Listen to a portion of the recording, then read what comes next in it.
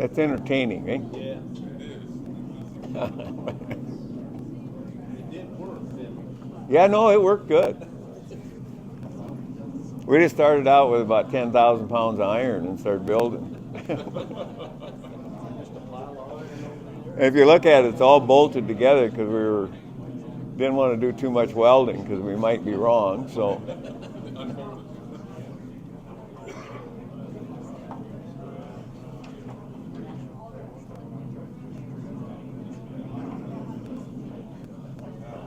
Wind does blow in South Dakota.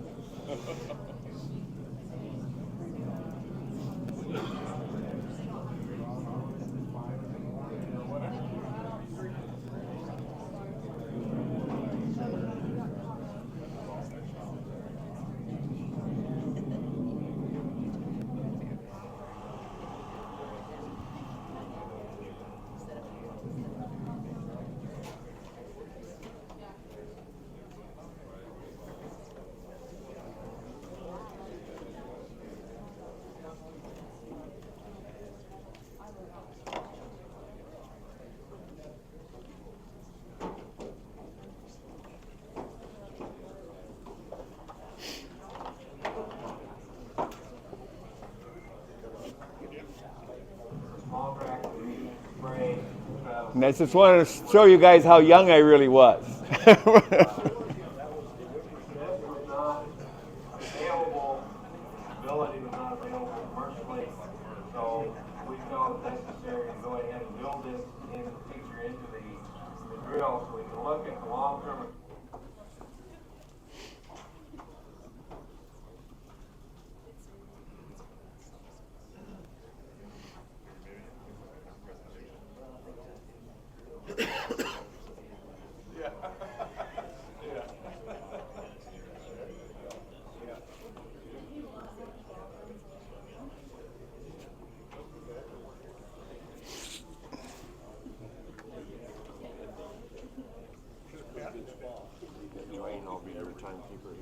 Okay.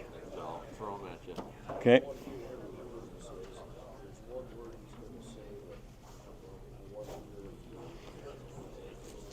I guess since we have a timekeeper and everybody's here, we'll just start. See, we just. I'm Dwayne Brepp from the Dakota Lakes Research Farm. I guess most people knew that. This is our second thing we built. In the beginning, having the right equipment was kind of an issue, and everybody was into that. But now we have plenty of stuff that works, so you can kind of do what you want to do. But the big thing is to low disturbance. We'll talk about a little bit of that this morning, and then crop rotations. And if you're having trouble, it's probably because you have bad crop rotations. And if you have bad crop rotations, it might be because you pay too much attention to crop insurance and what they say. But we don't do crop insurance on our place. We got, 7 quarters and a 40 now, so we're getting quite a bit of land. But my opinion is with crop insurance, it's kind of like me being in a health insurance pool with a bunch of smokers. So I don't really have that much risk, and we have enough diversity that we're better off handling it ourselves. So there's our main station. We have some irrigation there.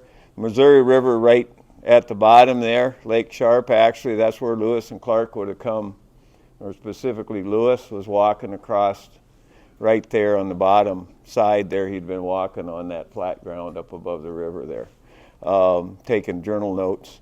There's no trees where we're at because God wanted trees in the prairie. He'd have put them there. The only place we have trees is in the bottom ground where there's a little more moisture. It's just too dry. I did a meeting one time in Australia, and somebody saw this photo and said, well, where are all the trees? And I was young and flippant at the time. I said, well, Paul Bunyan cut them down. They had no damn idea who Paul Bunyan was.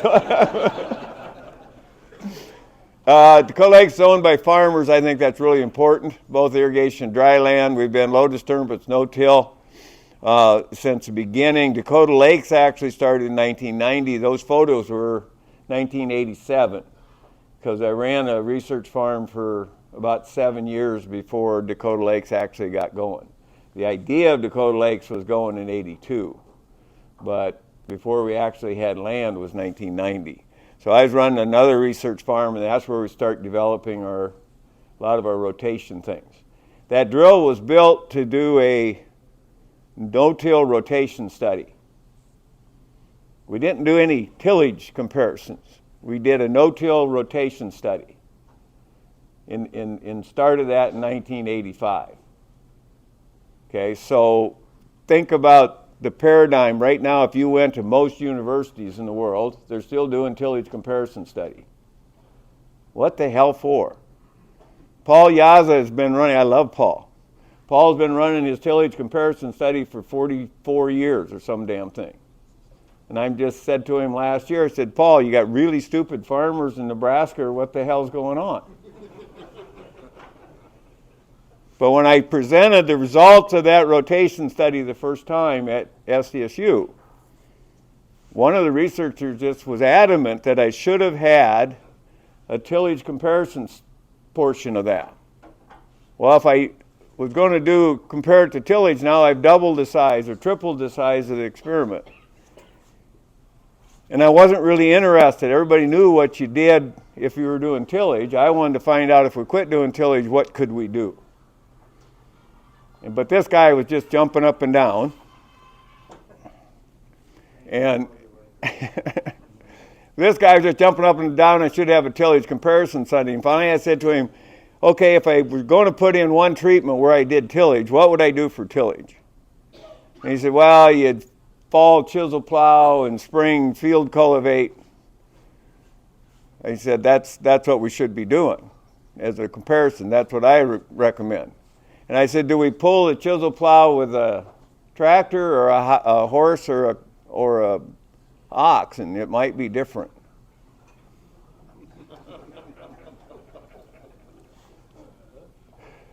He stormed out of the room. Oh, okay, here's if you want to know more about phosphorus and those kind of things, we run very low phosphorus levels. We got this on that YouTube video. Some of this stuff with soil structure as affected by crop rotation would be on this YouTube video. I've sent that link to Aaron, so he should be able to give it to you if you want it. First Nations, indigenous people in South Dakota and Kansas and Nebraska were successful farmers. And they lived mostly in permanent locations because they didn't have a horse. If you were going to be a hunter-gatherer and you didn't have a horse, you were going to starve to death on the prairies. You could do that where there's trees. So the Sioux Indians in South Dakota actually didn't come to South Dakota until after they had horses. They were in Minnesota. And the Arikara and the Mandan Hidatsus were the ones that were farming. Lewis and Clark purchased corn in Bismarck. This is what the prairie ecosystem had for rooting system. That's our competition.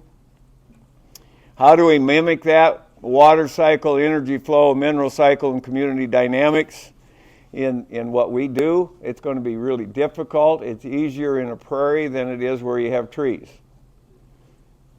You know, it's harder to emulate a tree than some of the prairie things. So in our case, I think we can do it with perennial sequences.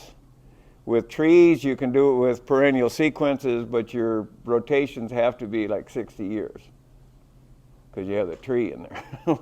And they do that in Ghana. Kofi Boa, who you've heard that name from Howard Buffett's book, 40 Chances, Kofi was one of the people in there, and he's also in David Montgomery's Growing a Revolution book. And they have like a 40 to 60 year cycle where they have cocoa, chocolate as their terminal crop, and then when that's done, it goes back to rainforest for a while. Catch and release nutrients. If we don't catch them, they're going to get away, and that's where a lot of our salinity comes from. One of the things I do with students when they come to visit, college students, the professors will bring them out, and one of the first questions I ask them is, what's in a saline seep? And if they say salt, their instructor's in a lot of trouble. What's in a saline seep is fertilizer. It's mostly nitrates, carbonates, calcium, right? So gypsum, lime, and a bunch of nitrogen fertilizer. I'm a farmer. I take sunlight, water, and carbon dioxide and make them into products I can sell. Focus on having the soil wet during the dry part of the year instead of just focusing on having it dry during the wet part of the year. So in the spring, you want to be the first guy to go plant, right? So we would do all this dumb shit, you know, and then we can plant, and then it's too damn dry, you know. So, and we did a lot of work with how to make those machines plant when it's wet, but cover crops are part of that and whatever too, depending on what you're doing. Focusing on having the soil cool during the hot part of the year, and cool soils are really important to root function, and we do a lot of things, stupid things, to make it dark so it's warm in the beginning of the year, and then we forget about having it cool during the hot part of the year. So I have a guy kitty corner across the road from us that he's gone broke now, and we bought some of his land. He spent the last 30 years doing tillage, right, kitty corner across from us. And so his corn on field day was usually bigger. And for years I explained it, and then I finally just, you know, when people say, well, he's got corn bigger than yours. And I go, do you harvest corn in June? And and walked away. So this is important for irrigated farmers, which we started with. It's imperative for rain-fed people. pH reduction, organic matter reduction, fertility are symptoms of poor nutrient water cycling. Soil health is not a goal. I kick out of that one. It's a result of doing the right things, right? So none of this is goals, it's output. Remember yesterday I said outputs, it's outputs. So goal is the result of doing the right things. Vertical tillage is a hot topic everywhere. This is a Kansas State University trial, just for you guys. One vertical tillage in a no-till field, one vertical tillage cuts your infiltration rate in half. And it starts all your weeds growing.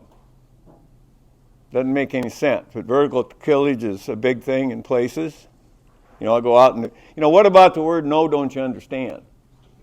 You know, anyway, so there's strip till. That's the other one. I took this several years ago. And you got to follow that with your planter, right? So who can do that, where you make that little whippy on the end there like that? And then you've got 2 or 3 different flushes of weeds because you've dug up this thing, and we'll show you that later on. And then if you go over slopes or over terraces, this is over a terrace, and you get a rain, you get a blowout. You can't really do this. It's like ridge till. You can't do it on slopes. You've got to go around the slopes or do whatever because you tear stuff out. See, and then there you go. Now, how do you fix that? Get out your no-till disc.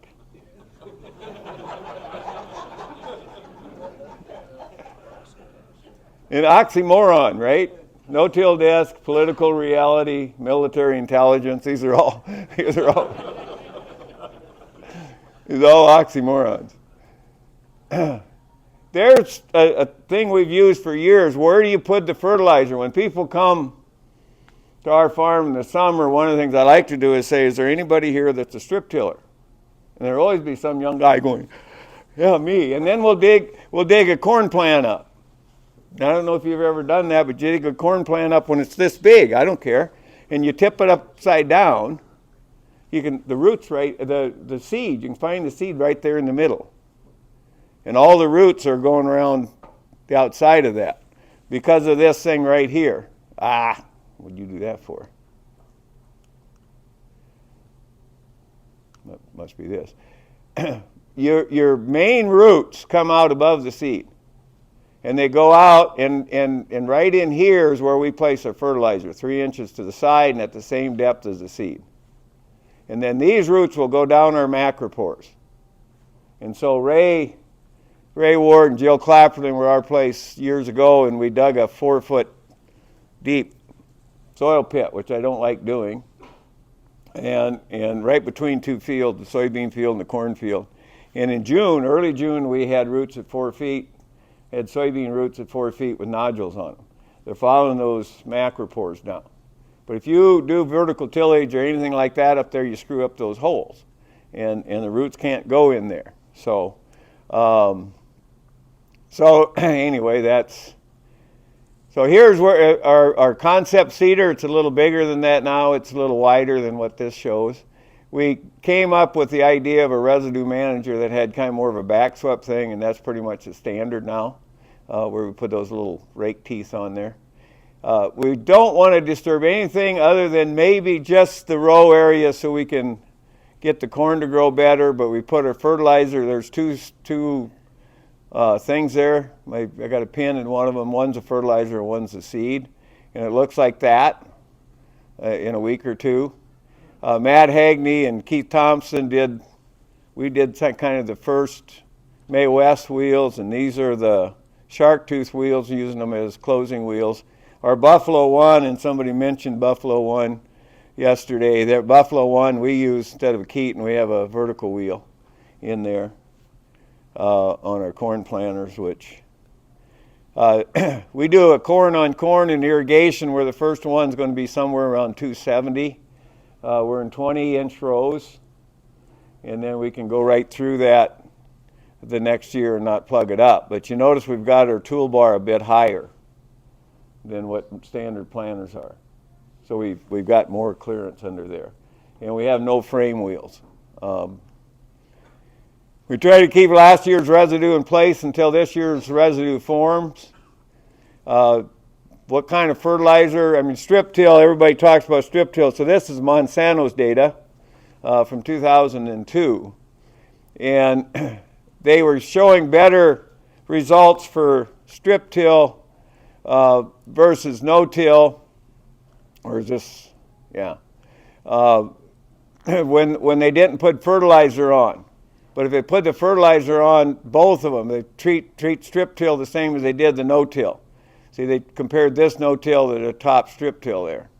And you can't do that. So we made them not put extra phosphorus on one of the strip tills, and then the no-till wins.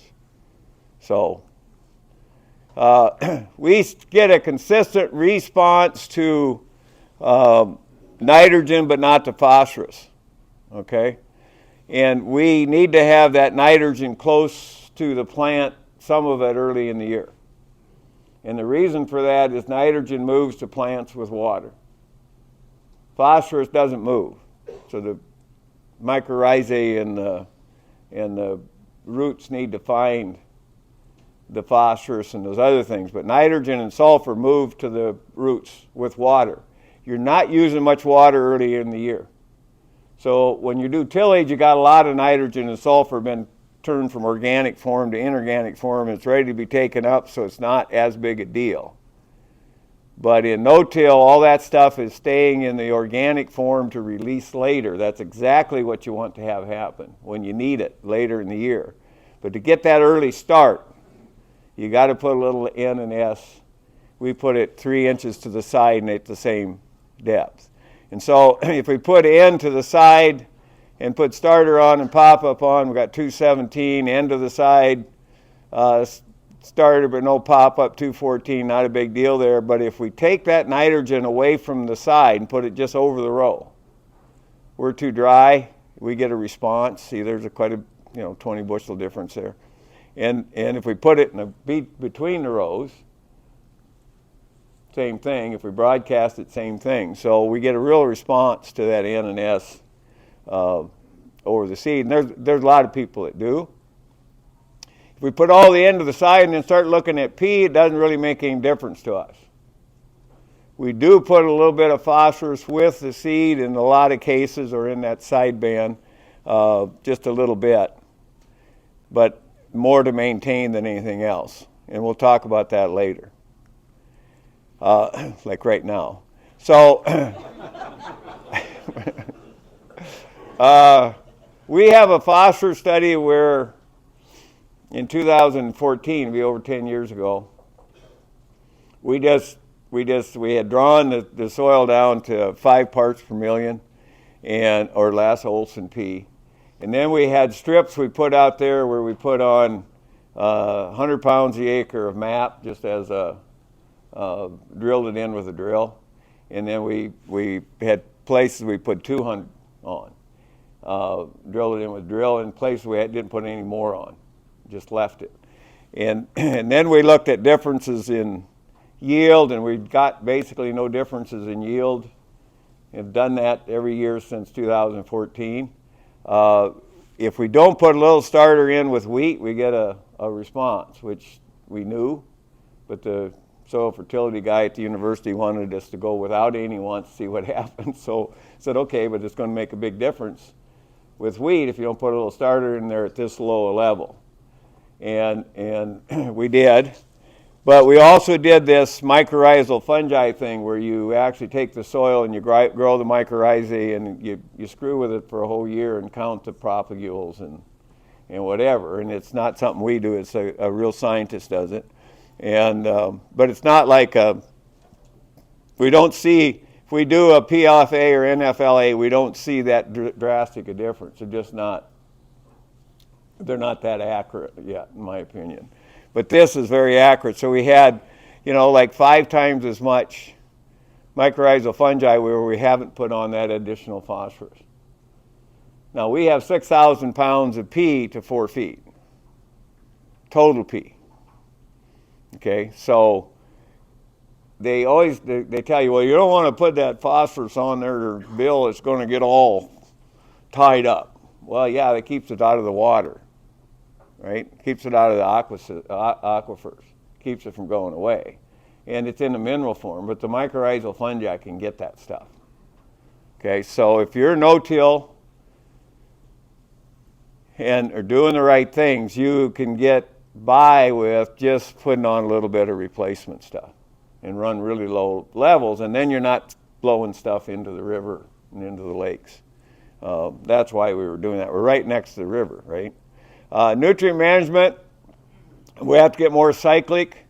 Right now it's linear in and out. We ship our stuff to China, all of our soybeans to China, and we get toys in return. It's kind of a good deal. Well, what do we get? We get toys and clothes, and shoes, I don't know, whatever. So the proportion that's cycled within the system needs to be increased, and the portion exported needs to be decreased. We put some starter P with the seed. Other nutrients are placed near the row it's seeding, in case of corn and sorghum and that kind of stuff, or on the soil surface after crop canopy. If we broadcast fertilizer before or at seeding, it encourages weeds. 3 key things. Available nutrient. How much is available? Do a soil test. How much is available? Moisture. How much moisture do you have where you're putting the fertilizer? If you put it where it isn't any moisture, it doesn't do you any good. And roots. And mycorrhizal fungi are actually roots, so count them if you've got them. Makes a lot of difference. Use of perennials will be necessary to achieve adequate water and nutrient cycling. I think in all systems, in tree type areas that might be more polycultures, which is going to be an interesting thing. It's been crop rotation been a primary tool since settlement. My grandfather and my father did a lot of crop rotation. They didn't have the chemistry, right? They farmed with horses. Diverse crop rotations can mimic natural ecosystem processes, help prevent resistant weed biotypes, insect issues also, improves the productivity of the ecosystem, and improves soil properties. We think in our environment we need to be 80% high residue crops. in our rotations in order to maintain and build our organic matter. And that ecosystems management tape will show you that. So that's a lot. And most people in the Corn Belt and stuff are half. And they're just still mining the soil. Think of a prairie as, how many forbs are in the prairie? Not very damn many. You know, it's 90-some% grasses. That's what's supposed to be here. And if you're in trees, even more so, high carbon to nitrogen ratio stuff. Boards are really high carbon nitrogen ratio. Pesticides, fertilizers, transportation, genetics, especially transportation, allows the industry to create linear input and output systems. And that's what I talked about that a bit yesterday. I've talked about it before here. That's what the Europeans wanted, is to come and take our stuff and take it back to Europe. Linear input-output systems degrade the ecosystem, prove to be unstable. And I think we're seeing that. Weeds and diseases are nature's way of adding diversity to the system that lacks diversity. So add some diversity to take care of it. If you got a weed or an insect, the first thing you need to do is not to call somebody up and say, how do I kill it?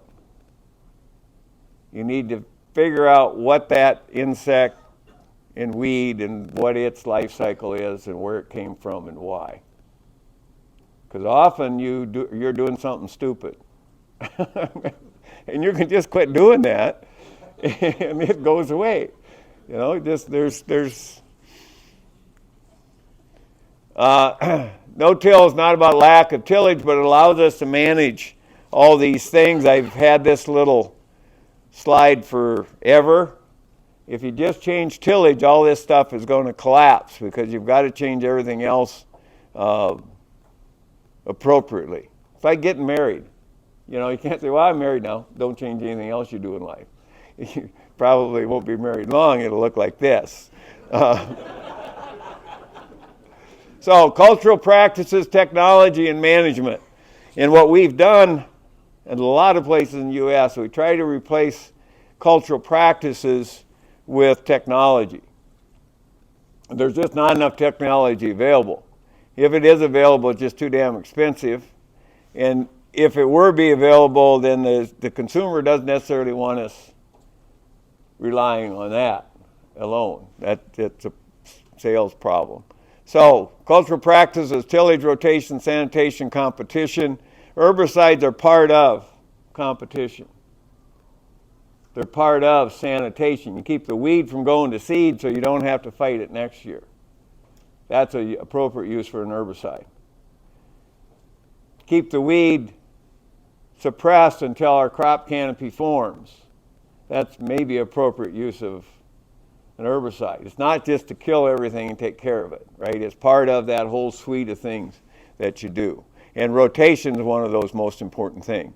In tillage, nature's a catastrophic event, so I'm going to show you this I showed you yesterday, because there's too much tillage erosion around. So we're doing this thing. I see this everywhere. And Kansas and Nebraska are notorious because of your geography, topography. So this is in South Dakota. You get a closer look than you did yesterday, but that one on the right, there's subsoil up there at the top. The topsoil has all been covered. That nice dark topsoil down there in the bottom has all been covered by the stuff from on top. Tillage is to agriculture what fracking is to petroleum, and increases the speed and extent of removal of compounds from the soil. Your grandfather, my grandfather, that's what they were trying to do, is to extract that nitrogen and grow crops. They didn't think of using fertilizer, or they didn't have fertilizer. So we take tillage out. We got to replace the rotation, sanitation, competition. Nature's, like I said before, nature's efforts to add diversity can be countered by adding beneficial diversity to the system.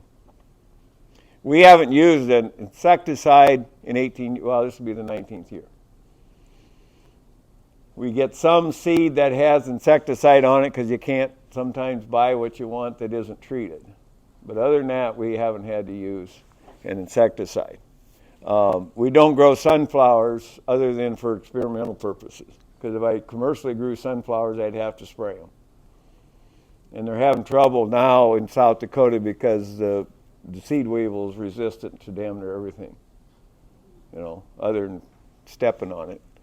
And there's too many of them to step on. So short-term studies are not accurate in evaluating treatments such as tillage and crop rotations. We've got crop rotations that we won't really know exactly how they're working for another 20 years.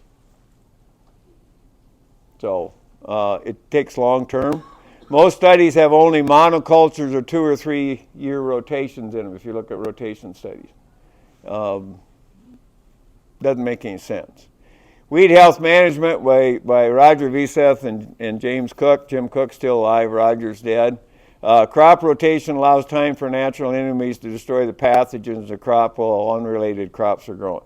We're just letting Mother Nature's systems work because she's pretty good at it. If you go into a true native area, it doesn't have much for weeds and insects and diseases that are problematic until man gets in there and starts screwing it up and like suppressing fires in forests and things like that.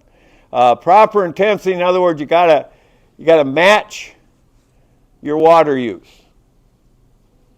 If you're not intense enough, you'll have problems. Wheat Summerfellow was just not very smart when we did tillage, and it's really stupid if you're no tilling because you just aren't using the water efficiently. And that's where you get the saline seeps and those kind of things, or need the drain tile.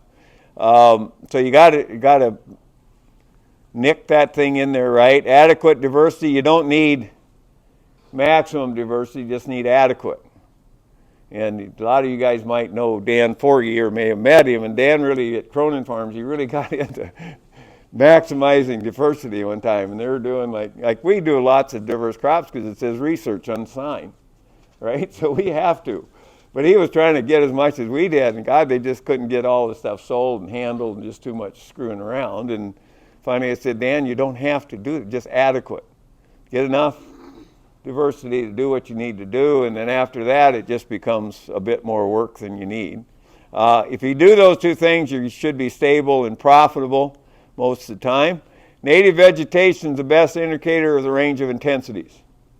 First thing I do when I travel someplace is I go look at the native vegetation. Mother Nature will tell you what she can do, and she'll do different things on different, if you have multiple farms, you may well have soils that are different enough that the native vegetation is different. That should tell you something, right? So look at the native vegetation. Most of the plant growth problems blamed on no-till are because of inadequate diversity and proper intensity. Put water you save to work with no-till.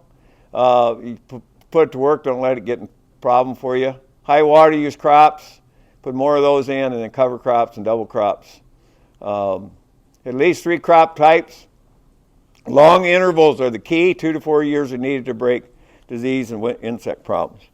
So here's a long-term rotation study. Some of you would have been there out West River where we got the buses stuck and all that kind of stuff over the years. Tell stories about that. But out on heavy soils, we did a half section of ground that we had rotation study on. So just the whole half section was in smaller plots. It was interesting. After 12 years, I seeded the whole thing to spring wheat. And then a guy came in and counted weeds in all the plots. We didn't put any herbicide on. And he come in and counted all the wheats from these different rotations that had developed over 12 years. Okay, now I'll go backwards. Where we did wheat fallow, we had 31 weeds per square yard. Where we did wheat peas or wheat chickpeas, 53. Wheat corn, chickpea, 13. Wheat corn, soybean, spring wheat, 3. That's interesting.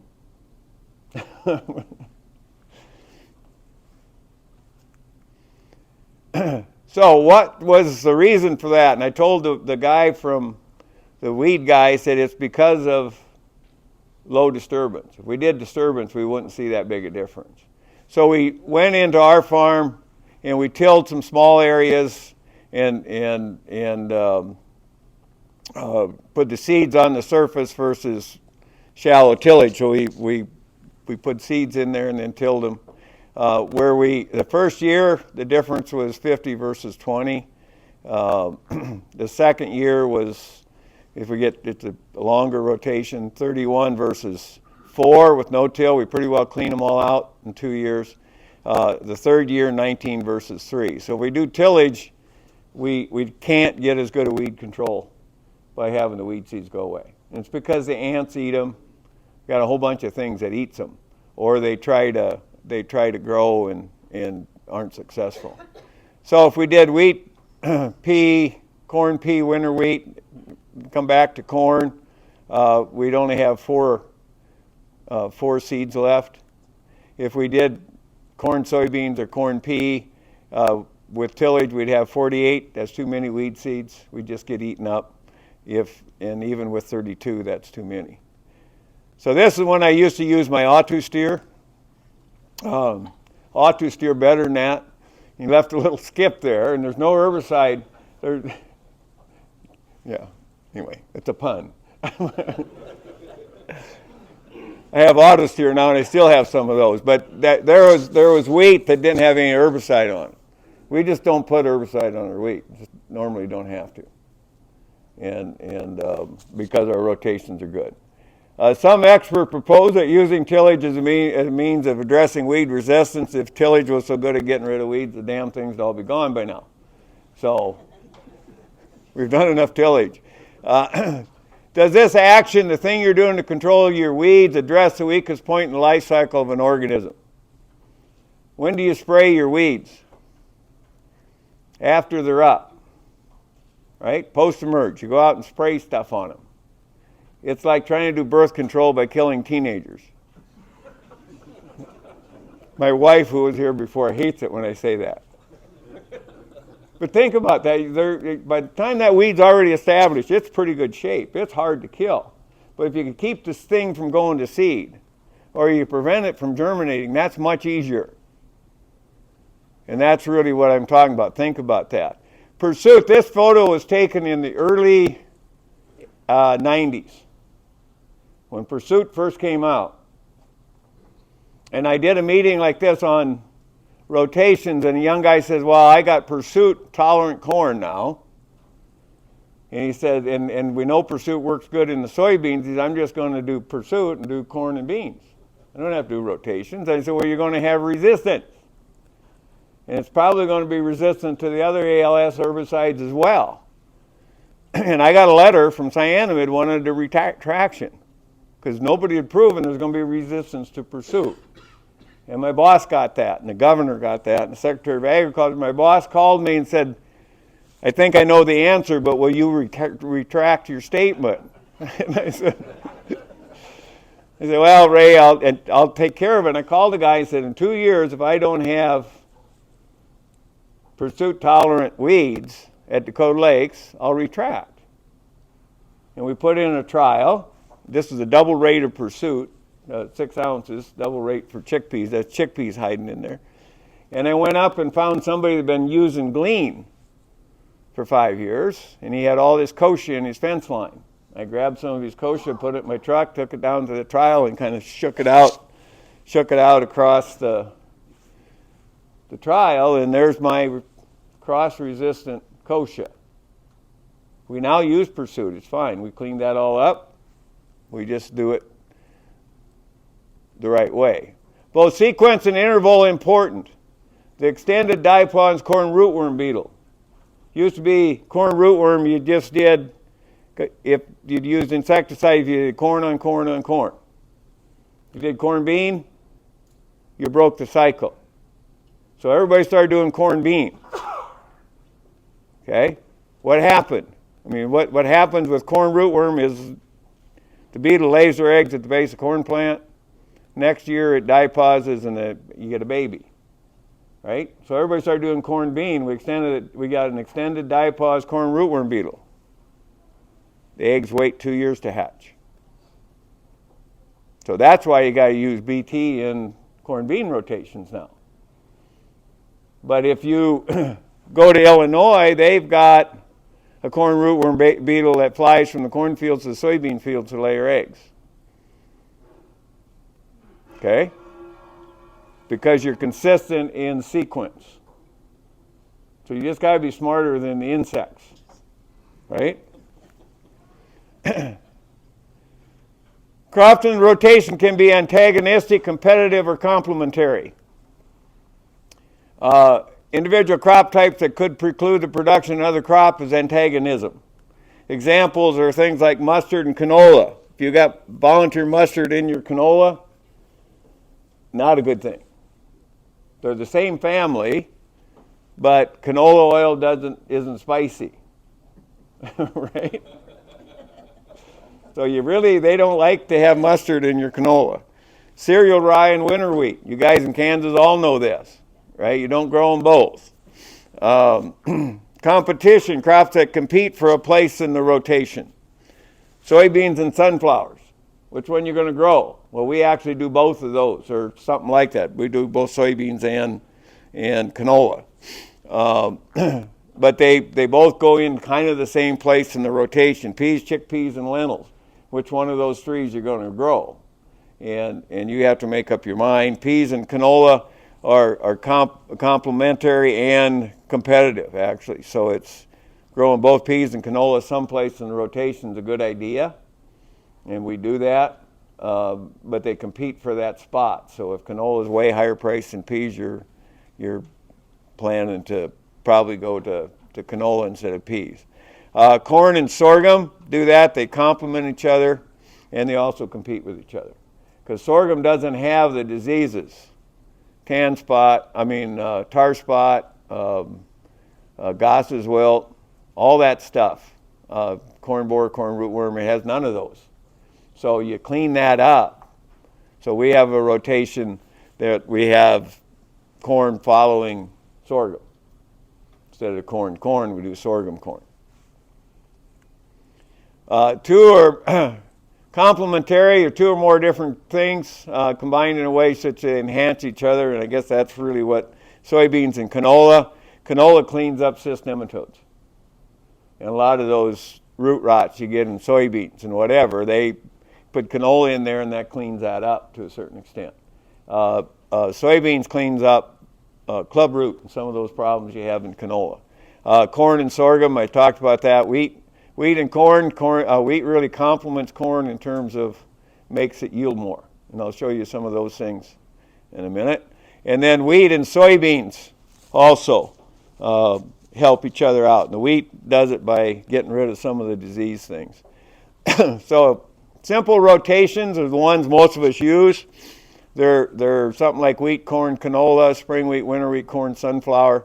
Both the sequence and the interval is the same. That's the problem there, right? Corn, soybean. It's very predictable, so it's easy. It's simple, limited number of crops to manage and market, all crops behind wheat.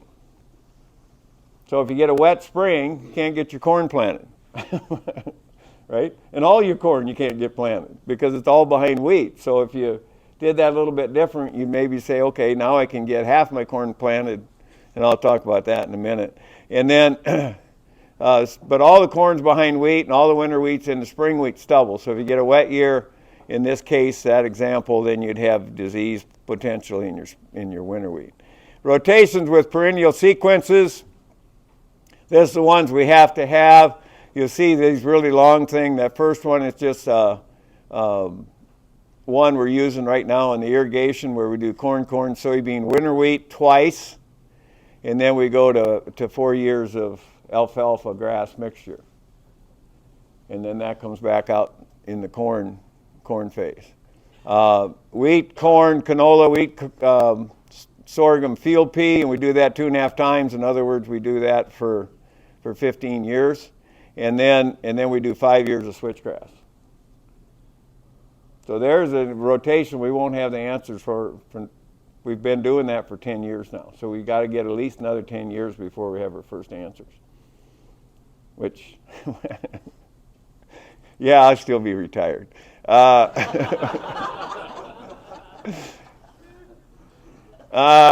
Perennial sequence is simple. Limited number of crops to manage and market. Excellent place to spread manure, and it does more for us than we can do with other things. We're looking right now at maybe trying to use a perennial switchgrass and use it for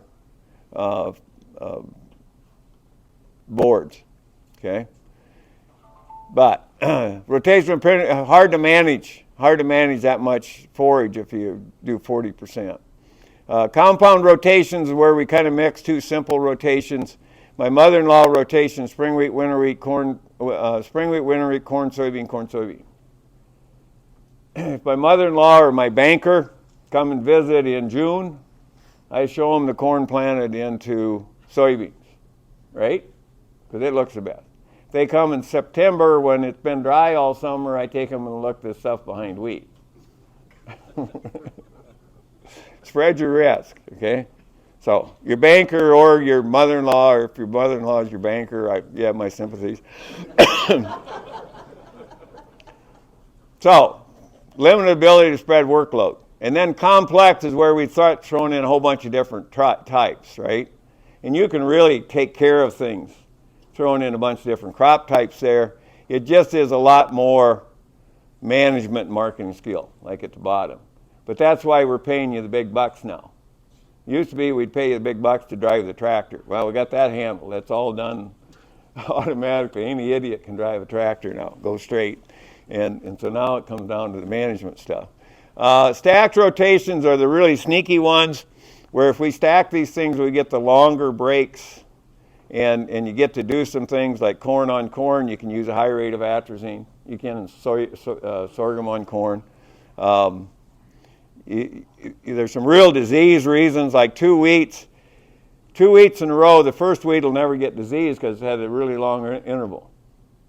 So if you have a high disease year, the first only half of your wheat's in trouble. Where you're doing every other year wheat or these real close rotations, you have the inoculum there all the time. No matter what you do, you get a bad year, you got disease. And then that second one only gets in a problem if you have 2 wet years in a row, right? Because you don't build inoculum until you have wet years. So that first year has to be wet to have inoculum to get the second year. So it's way less disease. It was one of those things that really surprised me how that worked. When I thought out how to do that and then started doing it, it works really well. Keep pest pressure confused. We don't have that problem with extended diapause, and we don't have that problem with the soybean variant, corn rootworm beetle.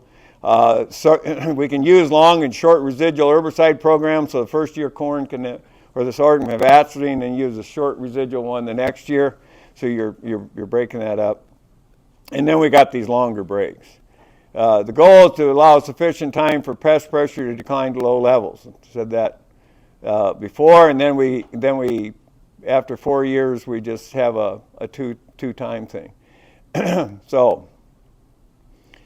Some crop sequences may not be ideal, especially the broadleaves. So we'll tend to stack more the grass crops and not the broadleaves. But the goal is to be inconsistent in both sequence and interval. And if you write that down and just check your rotation, am I doing the same thing over and over again? Because Mother Nature will figure you out. Here's ones that we use. And we got a few more now because we got more land. Ecosystems that leak nutrients for extended periods of time become deserts. Saline seeps are symptoms of that, and the saline seep is fertilizer, right? And here's a cover crop on the right, and on the left, not. Depending on where you're at, this was on irrigated. We put cover crops in all irrigated stuff. Be stupid not to. Okay, but in our dry land, we do very little cover cropping unless it's really wet at harvest, because we don't have the moisture. Because we got to have it for the next year's corn or whatever. Catch and release nutrients. Again, fertility management, available nutrient, roots, and water. Water cycling, understanding that's important. Know your soil's water holding capacity. How many people here know Web Soil Survey? A few. I'm surprised how many people don't in the ag world. long-term rainfall data. Covers and forage crops are useful to help fine-tune the system. We don't really do cover crops, we do forage crops. We have some soils that are like this, 80% Montmorillonitic clays. That's what they have West River, South Dakota. We have a half section of those, or a little more than that. If you have to work on a combine, you throw down a tarp, because your parts and stuff all go down the holes, you know, and your cell phone, you know, all kinds of shit. So there's that piece of ground. You can see the red stuff holds 2 inches of water total. In the soil part, soil's really shallow. Where the red is, where the kind of yellow is, that'll hold 3 total inches, 3 to 3.5 inches of total water. So it's like a sand with a really bad attitude. And the blue stuff is about 8 inches of water to 4 feet total. You know, most of the good soils are that way, 2 inches per foot. That's what you learned in college, right? But those heavy clays, they hold a lot, but they won't give it back to you. Take the E out of ET. In humid environments, tall grass, prairie, or wetter, goals should be have something growing all times. In areas with limited growing season, you have to use cover crops or forage crops, and we do quite a bit with forage crops. There's no recipe or best rotation. I had a young guy one time kept asking me, you know, about what should I use? Here's my soils, and I said, I see you're married, just got married, because he still had his ring on. You know, which a lot of us guys don't wear your ring once you get it caught a few times. And he says, he goes, yeah, last week. And I said, who picked your wife? And he said, well, I did. And he said, well, then you got to pick your own damn rotation. So, individual fields, I mean, if it's further from the farm, depends on what your landlord thinks. You can convince him, but maybe you can't get by. But you have to go a long ways. You're not going to do certain things. You just understand these things. If you only know one thing about a soil, what would you want to know? Organic matter. So in all tracture groups, as organic matter increases. So when we look at our web soil survey, then start thinking about your organic matter. How much water can you actually hold and extract? When you add your organic matter back in, you start getting more and more water holding capacity. In our rotation study, this is our main farm. We started this in 1990. We started to see the big differences in organic matter kicking in 2002 when we had a dry year. The one on the bottom where we had corn, pea, winter wheat, which is 66% high residue, high carbon nitrogen. The bottom one, soybean, corn, pea, winter wheat, is 50% high carbon and nitrogen. Okay, so 2 years before wheat are exactly the same. So there shouldn't be a difference. If you think, shouldn't be a difference. The 2 years before wheat are the same. But after 10 years, we got dry years 6.4 inches in 12 months before we harvested the wheat. From the time the peas were harvested until the wheat was harvested. 6.4 inches, 56 versus 28. In a high rainfall year, 2005, 92 versus 57. In another dry year, 7.9, 60 versus 29. That's what it looks like. Low residue, low carbon nitrogen ratio. We've now changed this one to be that 3-way with a 5-year perennial grass. But there's the one that had higher from the air. So, does this work on irrigation? We have a rotation that's corn, soybean, wheat, soybean. We got the corn bean, we got a continuous corn. So the first year soybean there, 76.3 bushel. The second one, where we have a cover crop after wheat, is averaging 81.2. This is like a long-term thing. Corn, soybean rotation, soybeans were 62.9. So compare that to the 78.8. Interesting. I do corn, soybeans, right? So I want to do corn, soybeans. It's easy. Continuous corn average long-term, 203 bushel an acre. Corn, soybean, 217. The corn, soybean, wheat, soybeans averages 235, meaning the first year corn somewhere around 260, and then the second year was more like the corn soybean year. Okay. What does this mean for me? If I have 5,000 acres of corn, and just corn, I have the biggest grain dryers and the most trucks in the city, and 1 million bushels of soybeans. If I do corn, soybeans, I got 2,500 acres of corn and 2,500 acres of soybeans. If I do corn, soybean, wheat, soybean, I have 2,000 acres of corn, 2,000 acres of soybeans, and 1,000 acres of wheat, right? That's how that works. And look at the difference there. And then I just put it down here. Does it make sense to trade 72,500 bushels of corn for 120,000 bushels of wheat? Do the math on that. And then I get more soybeans. If you look at that second and third one, I get more soybeans on 2,000 acres than I get on 2,500 acres of corn soybeans. More total soybeans. Interesting stuff. Oh, I can't do anything about corn soybeans. I get goddamn wheat, I can't grow that stuff.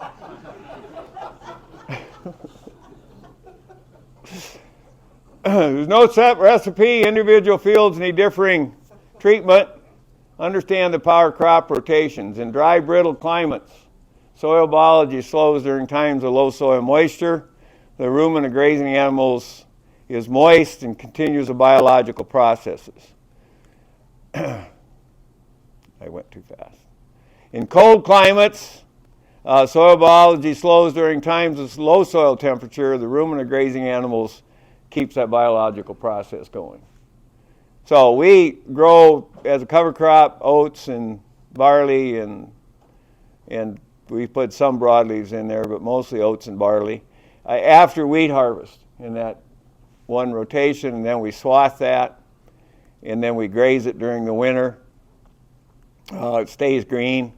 The reason we swath, and everybody keeps saying, why do you swath it? Well, if you don't swath it, it just gets rank and hard and low protein and goes to seed, and it's a mess, right? So you just like you pretend you're making hay.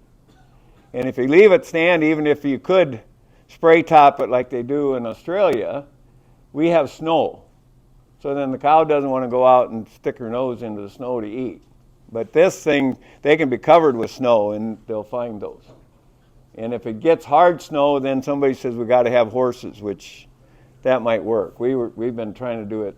We get a real hard, real icy snow on top, we go out and break the crust on top. But the Canadians say just buy a couple killer horses and put them out there. We use the irrigator to move the fences, and even at that, guys people don't like moving it in the wintertime, including my daughter. So spreads of manure. The only way to produce human edible protein in marginal land is a ruminant animal. 40 million more cows, more goats and sheep, and they think goats might be a deal. We can't do this alone. We need society to help us. I mean, Keith Thompson and I were talking about how we're going to do all these things. Well, somebody else, the city people and the government stuff, needs to get on board. I put this in. We get 60 to 80 gallons of oil per acre on canola. If you want to know how much we can get and we could, if we lived in Germany, we could buy a tractor, we could pour this in and burn it. Ecosystem degradation is a symptom. Indifference, greed, jealousy, selfishness, ignorance, hubris are all causes.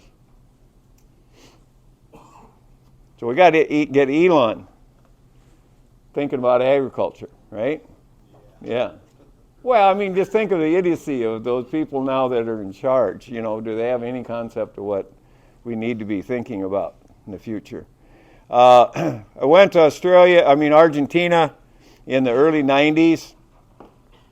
They were doing 7 years of pastures and 7 years of agriculture. So they'd farm for 7 years, pretty diverse rotations with some cover crops. There's cover crop, black oat on the left, and no cover crop on the right, but they do corn and sorghum and wheat and those kind of things.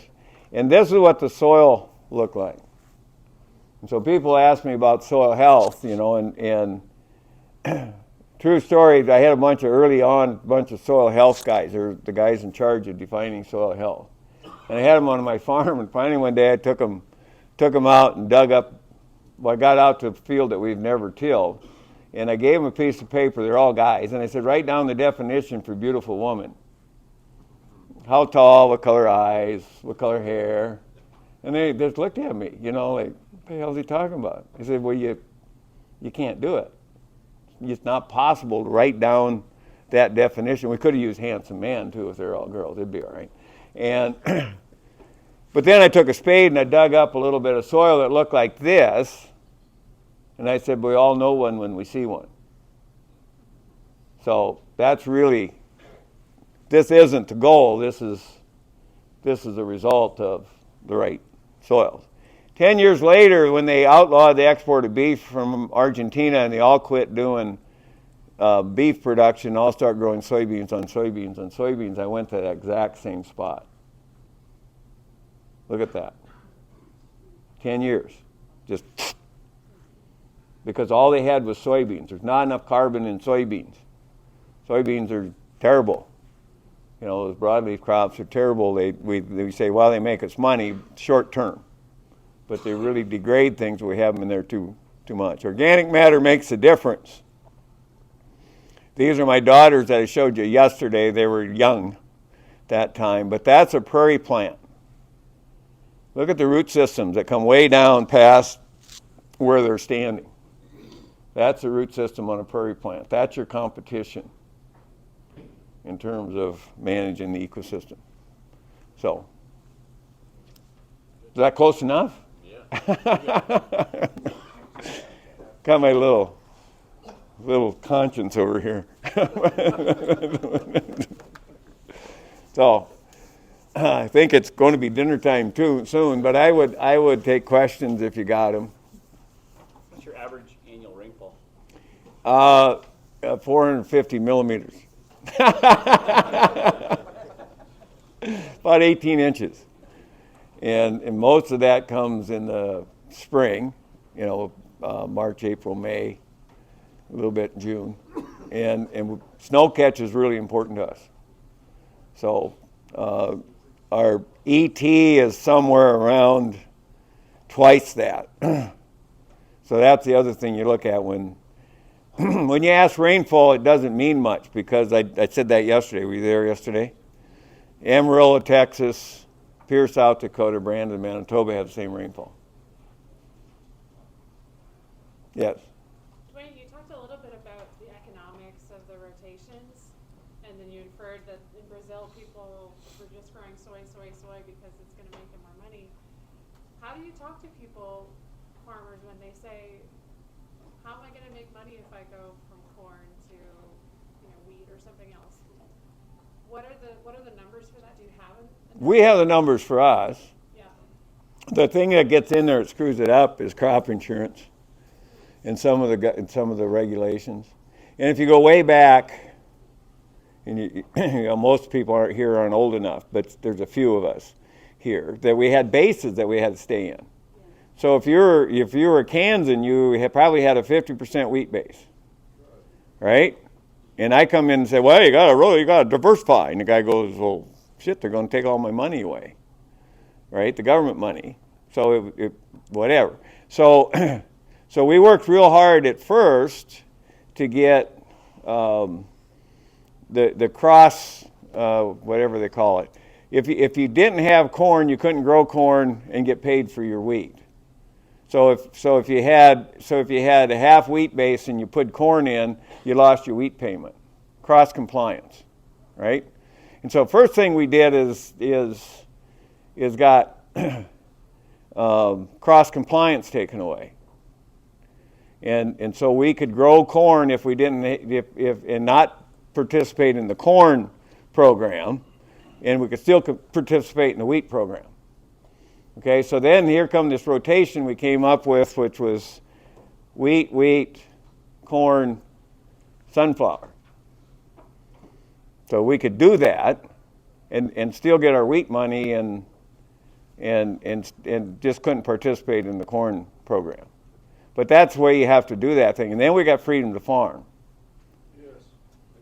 Amen. And the guy behind both of those was Tom Daschle, working with your guy, Bob Dole. Right? We got those both done with, Dole was in charge and then Daschle was in charge, but we got those both done with Dole and Daschle, mostly Daschle, but Dole went along, right? And when that change happened, we had a No-Till in the Plains group came and visited us. And they asked me on the bus, what are you hoping Tom Daschle will do for you? And I said, I hope he doesn't do the same thing for us that Dole did for you in terms of making those 50% wheat-based things. What that was done was to protect the Kansas farmers from other people that wanted to grow wheat. Right? He was protecting you, but wasn't necessarily a good thing long term, and I think he realized that at the end. But that was what that was done, and then we had the guy out in Washington State was the majority leader or the Speaker of the House, and he was a wheat guy too, and they were all trying to protect their wheat farmers from other damn people growing wheat. And then yesterday I showed that thing that Ukraine, by us protecting our farmers from growing wheat, we end up creating a whole bunch of people in Russia and Ukraine that grow wheat. So, anyway, but that was where that wheat, corn, sunflower thing came from, and that's too short in terms of the 2 wheats and 2 out. It has to be 1 more out. So we now, our best rotation on our farm for us is we do wheat, cereal, spring cereal, winter cereal, or sometimes winter wheat, sorghum, corn, and then 1 broadleaf. And economically and whatever, that's our best rotation. But, yes. Oh, okay. Yep. Oh, okay. Okay, go ahead. I'll quit. Okay, I understand strip tilling is bad. Okay. If I'm strip tilling and using anhydrous for the nitrogen ahead of corn, what should I be doing? Well, it's the wrong time to put fertilizer out. Start with that. The 4 R's. Fall is the wrong time to put fertilizer out for your crop in the spring. So they'll probably start punishing you one of these days for doing that. If you put it out with a low disturbance opener, I don't care, which you can do with cold flow. So you can use the Nutriplacer or something like that. It just has an opener. The problem is that tillage thing that they say is the advantage. I can show you 100 studies where it isn't the tillage. It's a placement of the fertilizer. So if you compare strip till versus just broadcasting your fertilizer out there, yeah, you're probably better off stripping as long as you don't have a hill. But again, that tillage erosion that I showed you what happens, that happens with hoe openers and with strip till openers. But we have people that do the nitrogen in the fall with a low disturbance opener. What product? Well, Nutriplacer is a John Deere product. There's Dawn sells one. They're just basically a single disc opener on a bar. I mean anhydrous liquid. Oh no, they do it with anhydrous. Okay. They do it with that a lot of them use the Exactrix thing, where they but it's cold flow. Yeah. So in Kansas, wheat's kind of been a struggle the last 5 years as far as trying to make money on wheat. So that's why you see a lot of guys moving away from almost any wheat and just doing all fall crops. If instead of focusing on trying to grow a cash crop, what is the thing to do if you can't make money growing wheat as a grain crop, growing a forage crop growing a cereal forage crop? And then corn and whatever. And that or the rotation. But then you putting corn in there and things like that, or That ain't for me to say. okay. Well, I mean, we have a movement away from wheat as well, but you have to have some wheat in order to grow good corn, where you have our moisture. We need that residue to grow the good corn. And corn to us is a low residue crop because it's got the big stalks and it doesn't really cover, it doesn't give you soil armor. right? So you've got to have the wheat to have the soil armor thing. Yes. So are you saying that the advantage of corn with wheat in the rotation is the residue from the wheat? Well, it's a break in the diseases for the wheat, and there's something about corn that helps wheat in terms of the wheat does better when you have corn in there. The corn does better when you have the wheat in there. And I kind of showed you that on the irrigated stuff, and it's more pronounced on dry land. Yeah, I saw the data, but I didn't know if you had a theory of why the corn does better when wheat is in the rotation. I think it has to do with it. We've got that nice mat of residue. It keeps the soil cool and whatever. If you don't have wheat in there, you don't have a mat of residue. Yes. Have you guys ever tried Kernza from the land? Yeah, Kernza. It's becoming. Kernza's been around longer than you've been alive. No, I'm serious. South Dakota State University started looking at perennial wheat crops, which Kernza become because of Land Institute and those guys. But the guy who first did that was a grass breeder at SDSU. And my boss, when I started managing research farms, wanted me to work on perennial grains and organic. And I convinced him that I really wanted to work on no-till and rotations and stuff, and he was a big enough guy, mentally, to say, we'll give you 3 years to see what you can do, and then let me go once 3 years is up, said, okay, this looks promising. The problem is you've broken, with Kernza, you break the rules of nature. The perennial grain, it's a perennial crop, its first goal is to survive. And it produces seed only when it's pretty sure it's going to survive. An annual crop's only way to keep its genetics going is to produce seed. So if your goal is grain, the annuals have an advantage. If you do Kernza more than 2 or 3 years, you got a huge disease problem in them. And they're trying to breed that out of there, but it's just kind of a ecosystem thing. You get seeds from annuals, and you get some seed from perennials, but it's not a lot. It's not their main goal in life. And then they have trouble. The real deal with wheat is you got to have good quality to make good bread and all that kind of stuff. And now you're trying to make it survive winters all the time, and now it's got a whole part of a season you got to keep it alive that it's not doing anything because it's produced its seed already.